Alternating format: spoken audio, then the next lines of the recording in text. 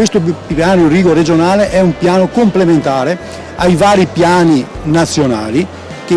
per cui si deve dare risposta a una parte del problema, quindi a piccoli impianti, a piccole soluzioni, a piccole risposte.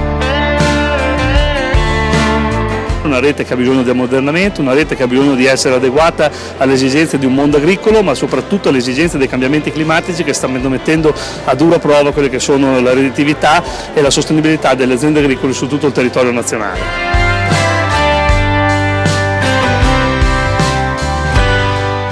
Rivedere gli invasi, fare degli invasi strategici anche in pianura per quanto riguarda appunto le riserve d'acqua nel momento in cui c'è crisi, e per portare sempre più l'agricoltura verso che è quella che noi pensiamo essere il futuro dell'agricoltura di precisione, cioè